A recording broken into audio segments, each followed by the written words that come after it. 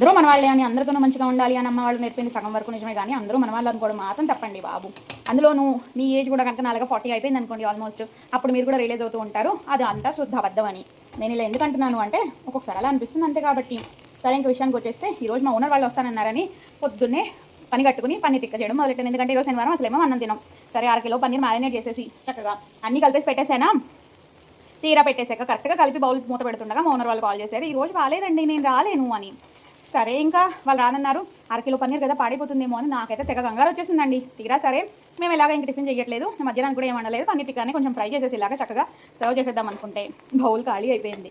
మా వారు first time capsicum కూడా తిన్నారండి. ఇది నిజంగా నాకు ఒక రికార్డ్ బ్రేకింగ్ మూమెంటే అనుకోండి. సరే ఇంకా అందుకని ఇంకో 1/2 కిలో పన్నీర్ తెప్పించి మళ్ళీ చేస్తున్నాను అనుకోండి. ఇది ఎవరికి ఏంటి అనేది పక్కన పెడితే అదనమాట సంగతి. మీకు కూడా ఇలాంటి రియలైజేషన్స్ ఏమైనా అవుతూ ఉంటాయా? మీరు కనుక ఏజ్ 20లోనో 15లోనో 25లోనో ఉండి అందరూ నా ఫ్రెండ్స్ అందరూ మంచి వాళ్ళు అనుకుంటూ ఉంటే మాత్రం వీడియో ఖచ్చితంగా మీకోసమే. 40 వచ్చేసరికి మీ అభిప్రాయం ఖచ్చితంగా మారుతుంది పన్నీర్ సాక్షిగా. అదండి సంగతి. ఉంటాను, బాయ్. ఈ వీడియోకి ఒక లైక్ ఇచ్చి ఛానల్ సబ్స్క్రైబ్ అయితే చేసుకోండి. రిలేట్ అయ్యేలా ఉంటే పన్నీర్ ఇష్టమైన వాళ్ళు ఉంటే కూడా పని చేయొచ్చు మరి. బాయ్.